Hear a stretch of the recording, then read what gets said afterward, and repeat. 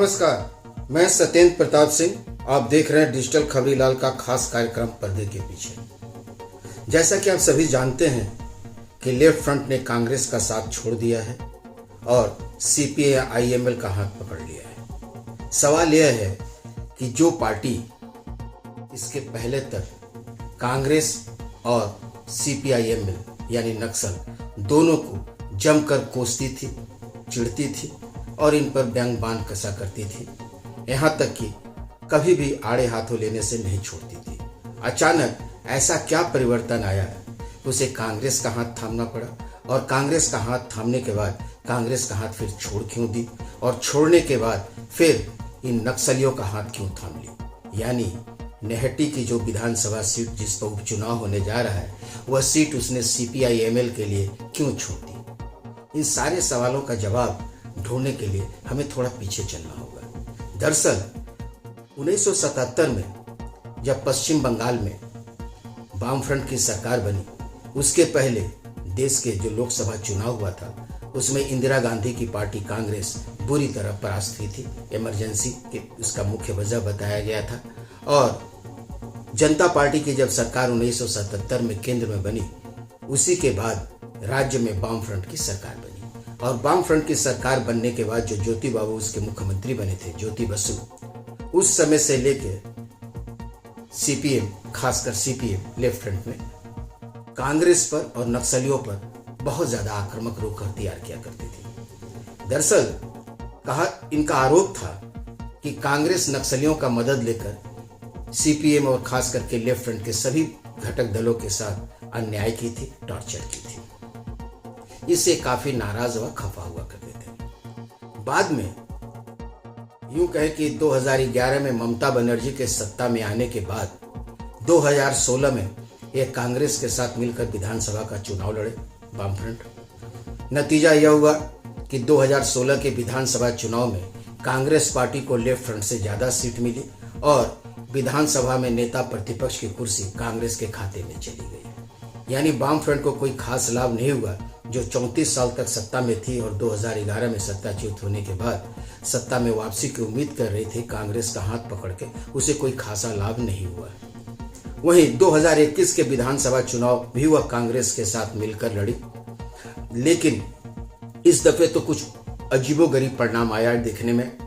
न ही कांग्रेस का खाता खुला और न ही वामफ्रंट का खाता खुला। दोनों की उपस्थिति शून्य दर्ज हो गई विधानसभा में।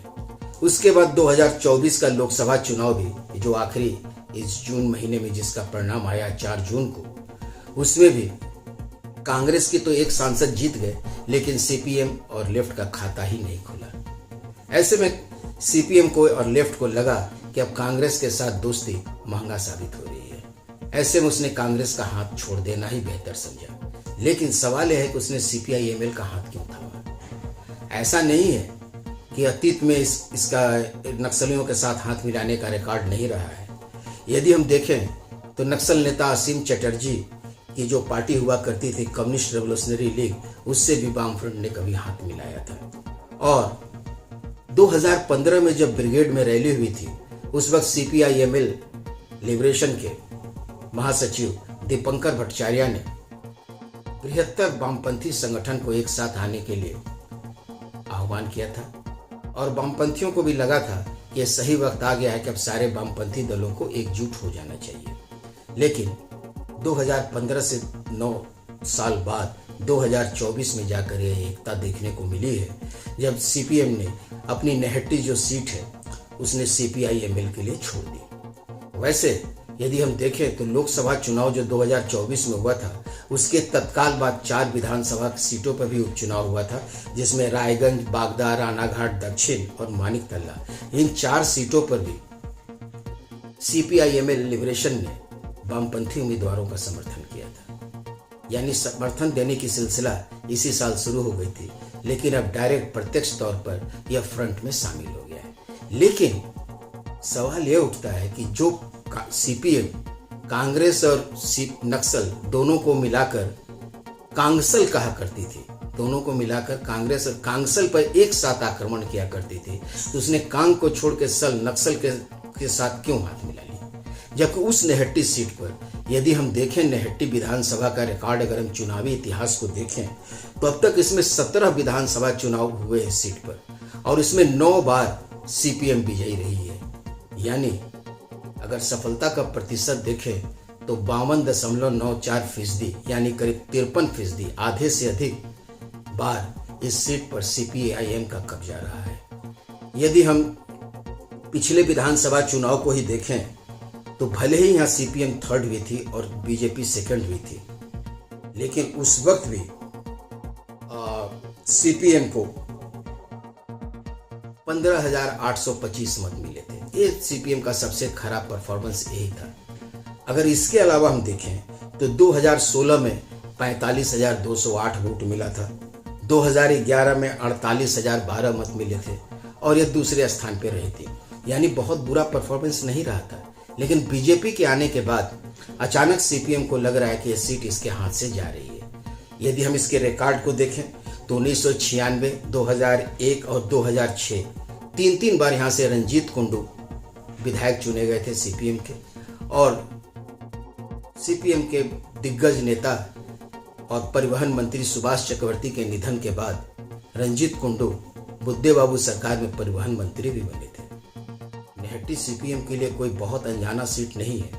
नेहट्टी सीपीएम के लिए बहुत बड़ा गढ़ हुआ करता था, लेकिन पिछले 1-2 चुनाव में हार क्या मिली, इसके बाद सीपीएम ने यह सीट सीपीआईएमएल को सौंप दी। दरअसल इसके पीछे की मुख्य वजह यह है कि सीपीएम ने पिछले कुछ सालों में नई पीढ़ी को वहां तैयार नहीं किया और पार्टी से लोग कटते गए और पार्टी का वहां नाम मात्र का भी संगठन नहीं रह गया है। ऐसे में पार्टी को यह लग रहा था कि यह सीट निकालना मुश्किल है और वह भी सीपीआईएमएल का साथ लेना चाहती थी, इसलिए उसने यह सीट सीपीआईएमएल को सौंप दी। लेकिन अब यह देखना बड़ा दिलचस्प होगा कि लड़ाई, इस उपचुनाव की लड़ाई में सीपीआईएमएल दूसरे स्थान पर रहता है या बीजेपी, क्योंकि बीजेपी ने भी अपना कैंडिडेट बदल दिया है इस दफे और फाल्गुनी पात्रा के जगह रूपक मित्रा को कैंडिडेट बनाया है। वो अभी इस मैदान में, चुनावी मैदान के लिए नए खिलाड़ी हैं। ऐसे में हमें 23 नवंबर तक, चुनाव परिणाम के दिन तक इंतजार करना होगा। फिलहाल आज के लिए बस इतना ही। कल फिर मिलते हैं इसी समय पर्दे के पीछे।